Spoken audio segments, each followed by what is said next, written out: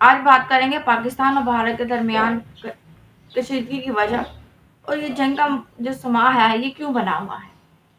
تو this is me Misbah Noor and welcome to my YouTube channel.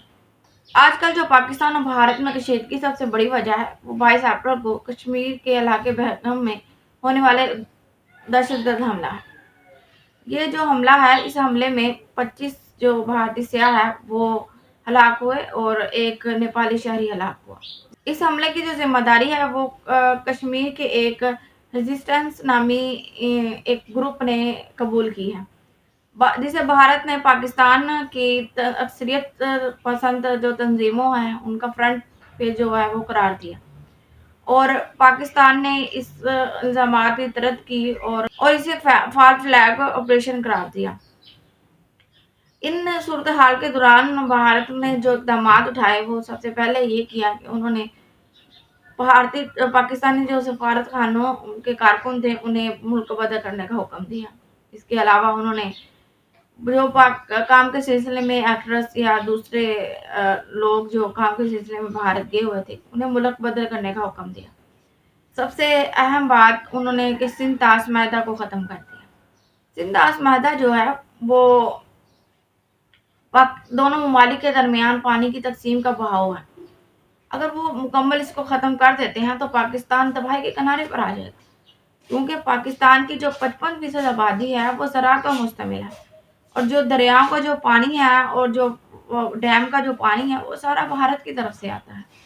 اگر وہ اس کو ختم کرتے ہیں تو پاکستان کی جو زراعت ہے وہ ختم ہو جائے گی. اس کے بعد آتا ہے انہوں نے چوتھے نمبر پہ واگا بارڈر کو بھی بند کر دیا گیا. اس صورتحال میں جو پاکستان نے اقدامات اٹھائے وہ یہ تھے کہ انہوں نے بھارتی جو کارکن تھے ان کو ملک بدر کرنے کا حکم دیا. ان کے جو ویزے ہیں وہ منسوخ کر دیے.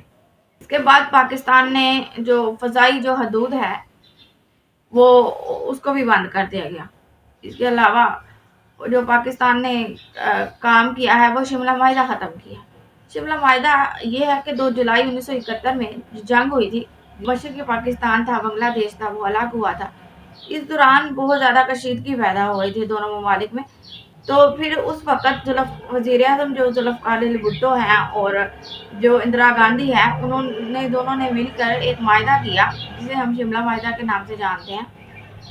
دونوں ممالک کے امن و امان کے لیے کچھ معاہدہ کیا گیا.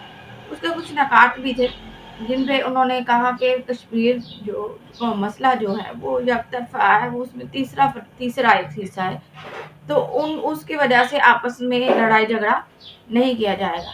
اس کے علاوہ انہوں نے سرحدوں کی احترام کیا تھا کہ کوئی بھی ادھر نہیں آتا سرحد نہیں آئے گا ادھر نہیں آئے گا بلا وجہ کوئی حملہ نہیں کیا جائے گا. اس کے علاوہ انہوں نے قیدیوں کی رہائی کی. 1971 میں بہت سے قیدی جو تھے وہ قید ہو کر وہ اس ملک میں چلے گئے تھے تو وہ ان کو رہائی دلوائی گئی. اس کے علاوہ انہوں نے باہمی اعتماد کا جو عدم مداخلت کا جو کیا تھا معاہدہ کیا کہ کوئی دونوں ملک آپس میں ایک دوسرے کے سرحدی یا ان کے اندر جو ملک میں ہو رہا ہے اس میں کوئی مداخلت نہیں کریں گے. اس کا احترام کیا گیا. تو پاکستان نے یہ جو معاہدہ ہے وہ ختم کر دیا اور کہا کہ اگر وہ پانی کی جو بہاؤ ہے یا پانی کی جو تقسیم ہے اس میں اگر مداخلت کریں گے تو وہ ہم اسے جنگ سمجھیں گے کہ انہوں نے جنگ کا اعلان کر دیا. تو اگر جنگ ہو جاتی ہے تو دونوں ملکوں کی تباہی ہی ہوتی ہے. ہونا کچھ بچنا دونوں کا کچھ نہیں ہے تباہی کے علاوہ. اس کے علاوہ پاکستان نے بھارتی جو تجارت ہے وہ ختم کر دی. سب سے بڑی تجارت ان کی جو ہے وہ نمک ہے. ہمارے پاکستان کے جو شہر کھیوڑا ہے قصبہ ہے وہاں سے نمک جاتا ہے تو سب بڑا جو ذریعہ ہے وہ نمک ہے. پاکستان نے ان کا وہ بھی ختم کر دیا. اس کے علاوہ بھی بہت سی تجارت ہوگی وہ بھی ختم کر دی.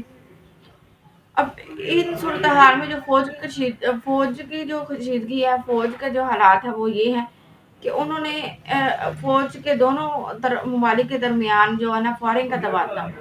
اس کے علاوہ جو بھارتی بحری جہاز ہے INS وکرانت اسے بحیرہ عرب میں تعینات کیا گیا اور پاکستان نے جنگ کی جو تیاری ہے وہ شروع کر دی گئی. یہ جو کشیدگی ہے وہ 2019 کے بعد سب سے زیادہ بحران کا مسئلہ بن چکی ہے، جو ان دونوں ممالک کے جو خطے ہیں، ان دونوں میں امن و امان جو ہے اس کا قائم جو رہنا ہوا وہ ایک خطرہ بن چکا ہے۔